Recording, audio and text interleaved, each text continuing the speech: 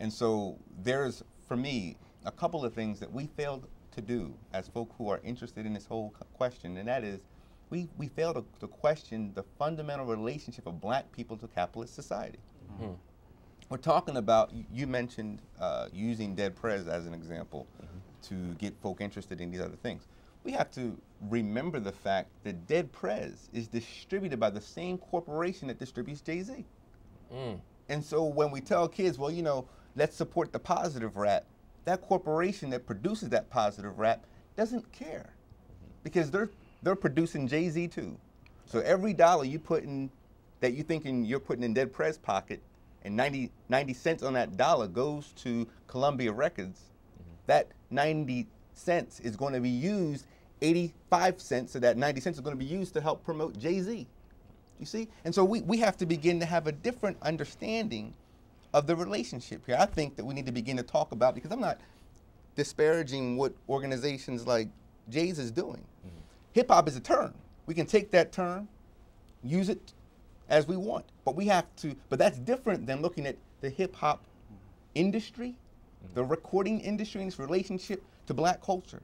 That's a much deeper, longer conversation that we've yet to have. Stop. I want to get you back in on this, because one of the interesting things that we're talking about here inevitably is the role of hip-hop artists and people in the industry to play leadership roles, to play political leadership roles. That's what we're talking about with Jay-Z, is sort of making a critical response to capitalism, for example. Dead Prez is a critical intervention to an otherwise consistent conversation in support of capitalism. Is it unrealistic to expect artists? I mean, have we ever at any other historical moment expected the artists to be the leaders of a social justice movement? And if not, then why are we doing it now? Should we expect rap artists to be those leaders? It's difficult to say. I don't think we necessarily have to expect them to, but I think that there are a lot of, matter of fact, I know there are a lot of positive leaders within the hip-hop community. There's M1, yeah, I'm going to date myself again. KRS-One is still very much active. African Bambaataa is very much active. So is Chuck D. Yeah, they're old school, but Chuck D just put out an album, you know, March 7th of this year. Yeah, but I'm talking about people I'm talking about artists who are out now and who are being bought and sold on the marketplace. Chuck D pretty much doesn't sell. Yeah, right. And of course not, because of his content and because he's 78 years old. And pale, peace to Public Enemy. Payload practices and you know they know what they want. Those prevailing forces that control the media airwaves, they know what they want put out there. Let's not get that twisted. Yeah. There's no chance in hell that they're going to put out based on the fact that their corporate interests and who's paying for their commercial, who's buying commercial time on their airwaves. There's no way that they want to put out a song like "Son of a Bush," where they're too scared of that because they're afraid of possibly losing those corporate dollars because Chuck D is taking to task the Bush administration, and they're petrified of that. So they're not gonna play him. But then but then can we begin to expect more from people like Jay-Z or Russell Simmons or Puff Daddy or whomever, who are to some degree trying to position themselves within a political space? I think you can't just solely judge an artist and their potential as political leaders just based on the fact that they're an artist.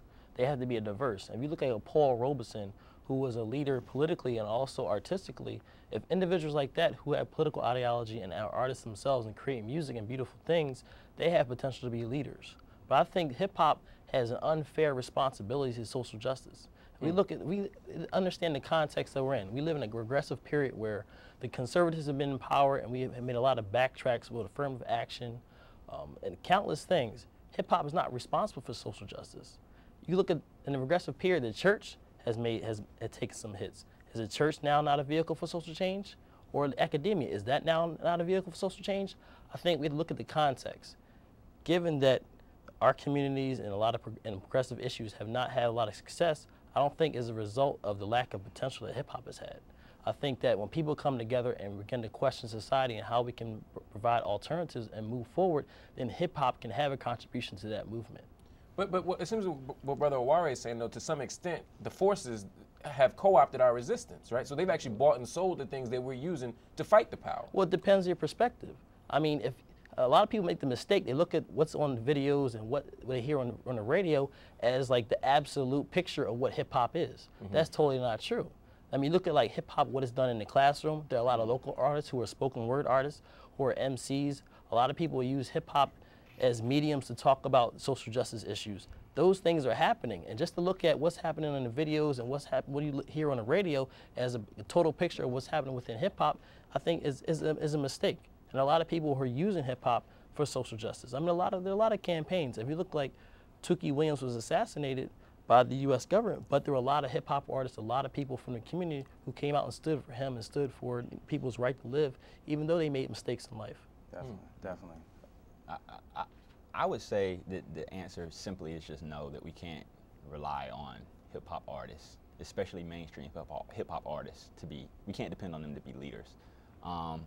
In large part, they've become as popular as they are due to their irresponsibility and lack of social concern, and all of those different kind of things. And so when you mention the Jay-Z, I mean, it's one thing for him to say that he's not going to stop Cristal, but we don't need to. I think it's dangerous for us to even consider Jay-Z as someone who could be a potential leader for us. I think that he's a businessman. He even says in one song, one of his lyrics is, "I'm not a businessman, I'm a businessman." You know, strictly capitalist. He's no different from you know, everyone who bought the Nets, all of his partners. He's no different, in my opinion, from them. And I don't think we should look to these rap superstars as leaders.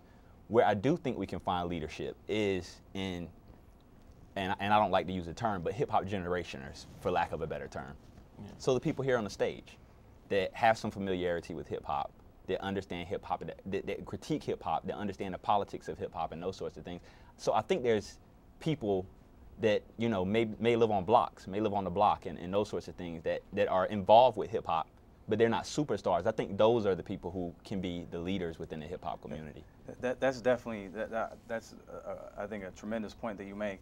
And the thing that caught my ear right off the bat was, what makes these cats popular? What makes these cats popular? You know what I'm saying?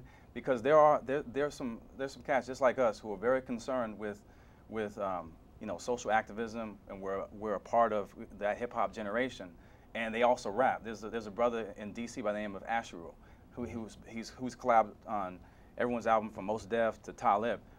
Tremendous artist. He'll never under the constraints that they now have, that, you know, control mainstream media in terms of, you know, radio and television. He'll never get played whatsoever.